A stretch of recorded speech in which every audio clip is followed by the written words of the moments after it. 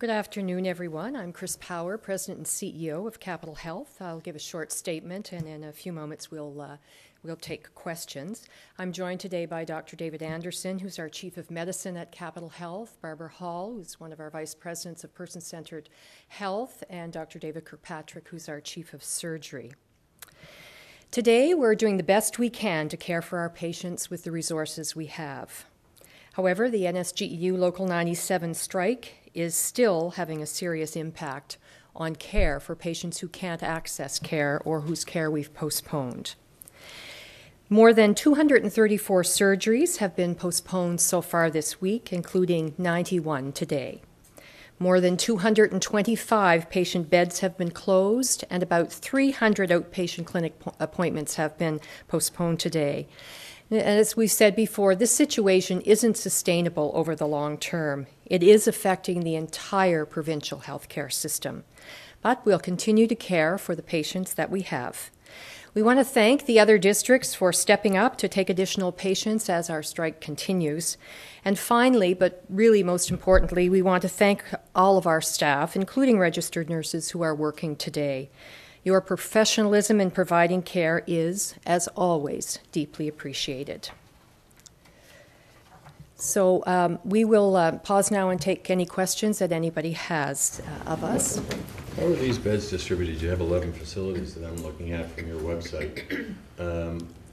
How are the bed closures distributed? Are there any, for example, in Dartmouth? Are there any at Twin Oaks? Are there any in other facilities? Yeah, did you want to speak to it, Barb, or you want me to? Yeah, I can take it. No, so we've concentrated on the QE2 site, so the VG rehab, Abbey Lane, and here at the infirmary site. So that's where the bed closures have taken place. When you speak about the districts taking additional patients, are those taking back their own patients, or are they now taking some of Capital Health's Halifax-based patients? So for the most part, it's taking back patients that have come from those particular districts, with the exception of our detox patients when we had to close that unit. We've spoken about that before. And with respect to long-term care patients, it's long been stated that there are long-term care patients who are in hospital because they can't get beds in long-term care facilities. Yes. Did you find places for them, or are they still here? We have about 25 patients within the QE2 site who need to be in long-term care, and that's down substantially from where we've been in the past. We continue to work with continuing care to try to move patients out as quickly as we can as nursing homes become available for us.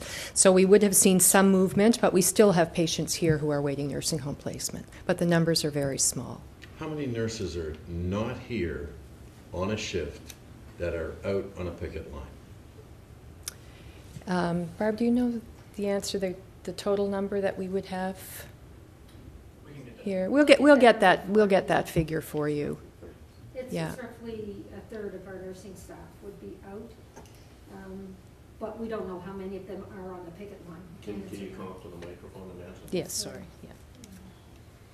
So the staffing levels that the union have given us are about 50% of what we would need to run the organization. So we're down about 50% of our RNs.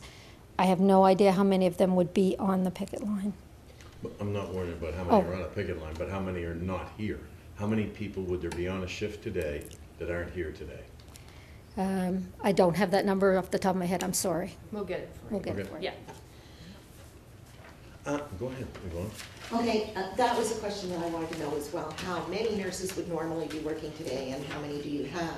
But a question for you. I know that you said you were having some management step in, that you were going to outside resources for RNs, maybe LPNs, I'm not sure. So can you tell me how many replacement people you have, you have working for the nurses who are not here? We don't have replacement people working for the nurses who are not here unless we had call in some agency staffing only because we didn't have the registered nurses, and that wasn't agreed to by the union. So the people who would be here that were typically scheduled to be would be licensed practical nurses or other people who are here. So we have not, with the exception of about 10 non-unionized nurses that we've used to fill some gaps, we have not brought in agency staff and others to replace registered nurses. Many of our management staff would have stepped up as well. All right. Now, we received a call yesterday from someone who said that they were a non-unionized nurse, not working as a nurse, and hadn't worked as an RN since 1994 on a floor. Yet that person said they were being taken from a position not as a nurse and being put on a floor as a nurse. Is that happening? Are people who are RNs but not working as RNs being now used as RNs? So there were some, I mentioned the 10 people, but all of those people would have been gone through a process around competencies before we would put them on any floor and ask them to do any work. So look at what they felt comfortable in doing on the area in those particular areas. And we've had professional practice workers work with those particular people. So you're confident that the people that you're putting in to help with the situation are capable of... Have the skills, absolutely, yes. All right. And have you had any crises up to this point? I mean, I can't imagine what it's like not having half of your nurses, even though you've, emptied a lot of beds. Yes, so we're down a third of our beds, and remember, we're just seeing emergency cases. Our operating rooms are stopped other than emergency work here, but I don't know if Dave, would you want to speak to that? I mean, every day, even before the strike, we would have been doing upwards of 20 emergencies per day, emergency surgeries. Those are surgeries that have to be done within 24 hours, some of them within an hour. And so we're still dealing with those individuals. They're still coming through our door. So we have enough staff to continue with that type of patient. Is there any persons who's had a life-threatening situation because of this strike so far? No, I would say no. I'm not aware of any particular, but there have been life-threatening situations, but I wouldn't say that they were compromised because of the situation. And so yesterday we talked about neurosurgery and how those beds were 100% full, but you didn't have a commitment for 100% staffing, which you said you needed in order to keep those people safe. So for example, in neurosurgery today, that's what I was asking about emergencies, people who are already in the hospital but have to deal with the shortage of RNs. Yeah, we've been able to deal with the neurosurgical emergencies, those surgeries that were required right away. We have deferred some cases. For example, there was a benign brain tumor that was postponed yesterday. That could safely be done another day, but we wouldn't want to wait too long. I'm not sure if I'm making myself clear. I mean, in the neurosurgery area, yes. Not people who are coming in an emergency basis, but the patients who are already there. Yes. Is everything, and in the other cardiac care, other areas where you were worried, is everything going okay at this point? Yes, it is, and we've been back and forth with the union and presented our case to them, and they did provide us with additional staff in neurosurgery and in coronary care, in the coronary care unit. So we are staffed to a level that we're satisfied is taking care of that emergent work. One nurse told me that there's some units with the essential staffing levels that you agreed to have actually more nurses on staff today than they would on a normal day because of sickness, time off, and that. How would you respond? Well, that may be true. Those were the levels that we believed needed to care for the patients in our midst, and we've had very few sick calls today. So everybody has showed up for work. So we do have good staffing in many of our areas, but we're down about 50%. So a lot of our areas have no registered nurses, and we've had to close a number of our areas because of that. But those emergency kinds of areas, like intensive care units, our emergency department, those particular areas are staffed well. Is it true that you've revoked vacations for nurses? Through this strike period? Yes. No. But I just want to pick up on one of the questions there. Do you have areas now, today, during this strike, where you have more nurses than you would normally have staffed?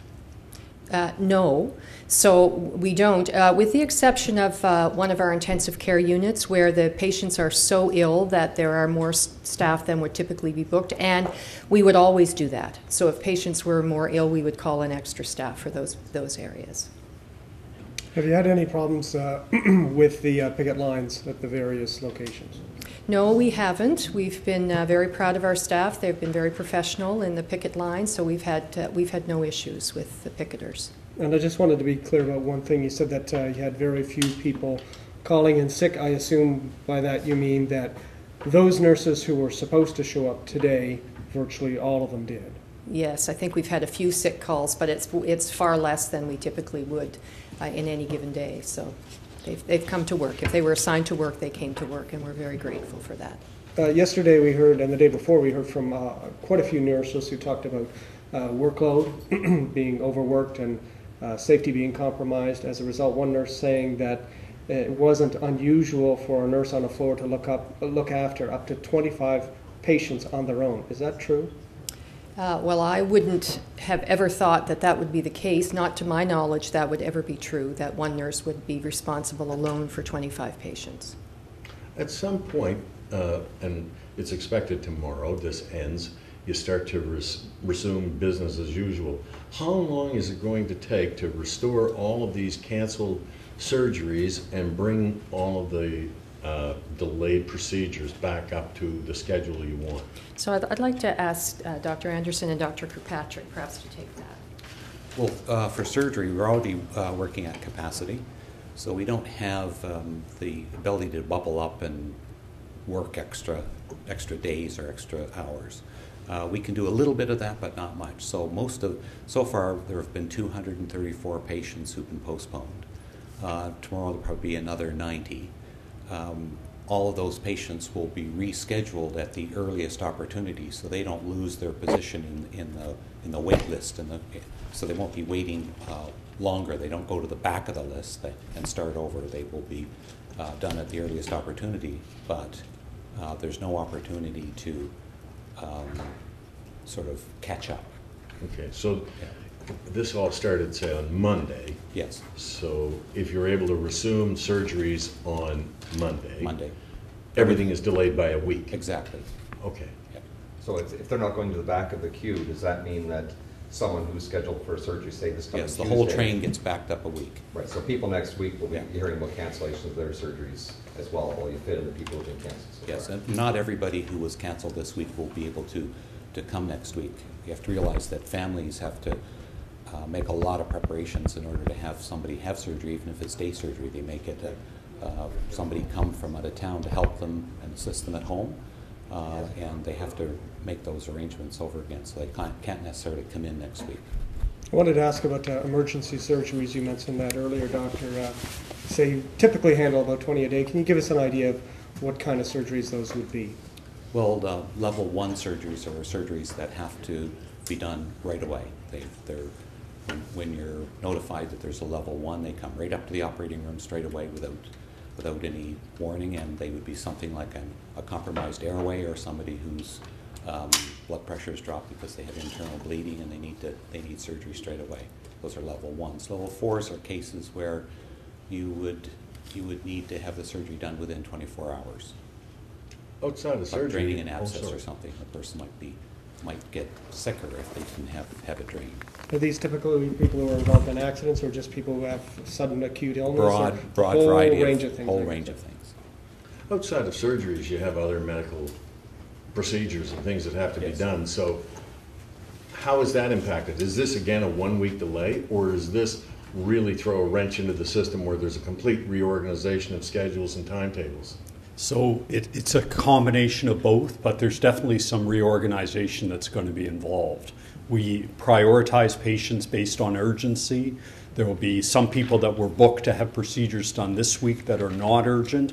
There'll be patients that will become urgent next week because of disease progression. So to rebook all the activity that's been lost this week, it'll probably take months for everyone to be rebooked in the system. And it's important, We are a tertiary care center. We look after people for the maritime provinces, and in addition to book procedures, there'll be patients waiting around the province to come here to have tests done, and so those patients have been on hold waiting for this work interruption to cease, and then we'll be moving those patients in as well. When it comes to money, and I know it's crass, but crass is crass, many strikes result in a saving. Is this strike going to result in any kind of saving, or is this restructuring and everything going to cost money? What, in the bottom line, how is this going to turn out financially for the Capital District Health Authority? So we are certainly not turning our attention to look at this as a cost-saving measure for sure. And all of the procedures and surgeries will have to be done. So, you know, the fact that we've postponed them, it's only postponing the cost. Will there be cost savings? Not sure if there will be or there won't be. And, you know, we'll see as time progresses. But that's not ever where we focus our attention in these kinds of times. Ms. Power, yesterday there was a lot of talk about how this strike will last 36 hours. Obviously, you're getting updates from your people at the legislature. Are you still confident that is what will happen? We'll have a short strike? What is the latest that you've heard? Well, the latest that we've heard is, I think, the latest that you've probably heard, and that is that sometime tomorrow the legislation will be passed and the strike will be over. And that's what we're planning to, and hoping that that will be the case for everybody's sake. I've heard that one of the cost-saving measures you've tried to implement over the past year to cut costs with the budget issues is doing away with recertification of the CPR for health care professionals. Is that right?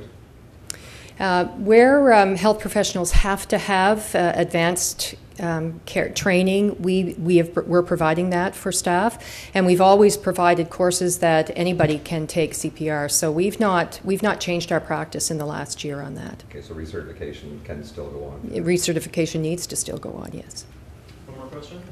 Could you describe for us the level of disruption, inconvenience that the system is experiencing now, in your own words? If people were to say, how would you describe it, what would you say? So I would say that the inconvenience to us as a system is nothing compared to what it is to our patients.